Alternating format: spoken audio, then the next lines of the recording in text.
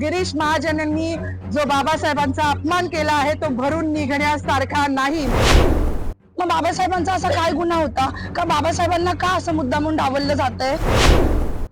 कुठल्या पण महापुरुषाने कुठल्या विशिष्ट जातीसाठी काम नाही केले आणि त्याच्यामध्ये स्त्रियांसाठी ज्यांनी काम केले ते माझ्यासाठी पुनर्जन्म देणारं व्यक्तिमत्व आहे। मग ते महात्मा फुले तर आहेच, ज्यांनी शिक्षण दिलं, त्यानंतर रघुनाथ कर्वे ज्यांनी संतती नियम देऊन स्त्रियांचं आयुष्य सुकर केलं, आणि तिसरे म्हणजे जे कायमच ज्यांना पिढ्यानपिढ्या त्यांचं ऋण फिटणार नाही असे डॉक्टर बाबासाहेब आंबेडकर, ज्यांनी हिंदू कोड बिल, म्हणजे आज मला शोकांतिका आहे की मी जेव्हा जय भीमचा नारा लावला तेव्हा मला पोलीस स्टेशनला घेऊन येणारी जी महिला होती तिला पण म्हटलं, बाई आज तुझी वर्दी घालून मला घेऊन चाली ना पोलीस स्टेशनला, हे पण त्या बाबासाहेबांची कृपा आहे बरं तुझ्यावर। मला हसायला आलं, मी अजूनही आनंदी आहे, मला काही वाईट वाटत नाहीये। माझी नोकरी, माझं प्रमोशन मला काहीच कळत नाही, कारण माझ्या बाबासाहेबांनी हिंदू कोड बिलाचा जो राजीनामा दिला होता तो माझ्यासारख्या महिलांसाठी दिला होता।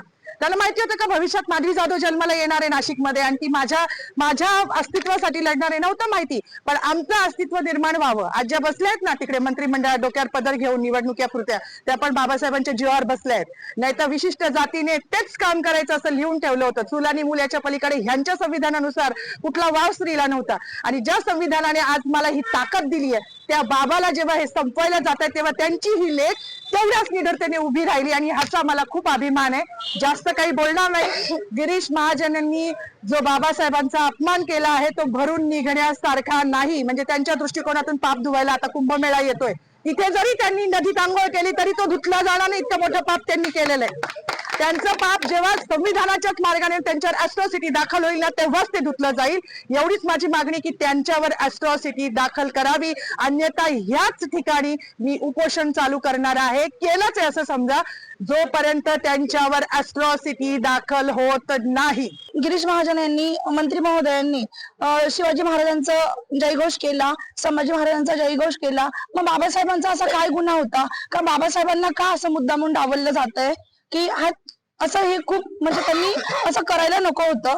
म्हणजे परेड चालू होती ग्राउंडवर, आणि परेड चालू असताना जेव्हा घोषणा दिल्या गेल्या की छत्रपती शिवाजी महाराजांची जय घातली गेली, परत संभाजी महाराजांचं नाव घेतलं गेलं, आता बाबासाहेब त्यांची घोषणा केली जाईल, पण तसं झालंच नाही। असं रक्त उफाळून येत होतं, परंतु एक जाण्याची वाट बघत होतो की कधी आपली परेड सुटेल आणि मंत्री महोदयांना आपण त्यांना हा जाब विचारू किंवा त्यांनी असं का केलं आपण विचारू। म्हणजे आमच्या मॅडम तिथवर पोहोचल्या, त्यांची धावपळ होती, त्यांच्या पाठीमागे मी पण गेली की त्यांना माईक मिळावा आणि त्यांनी हे त्यांना सांगावं की का झालं असं, की बाबासाहेबांचं नाव का घेतलं गेलं नाही। तर मला एकच सांगायचं आहे सर्व जनतेला की ज्या संविधानामुळे आपण आहोत त्या संविधानाचे आपण सगळे रक्षक आहोत। तुम्ही मानलं अगर नाही मानलं तरी सुद्धा हा देश भारतीय संविधानावरच चालणार आहे। आम्हाला मनुस्मृती नको आहे, आम्हाला फक्त संविधान हवं आहे आणि लोकशाही हवी आहे। लोकशाही वाचवण्यासाठी आम्हाला जे करता येईल आम्ही ते करू।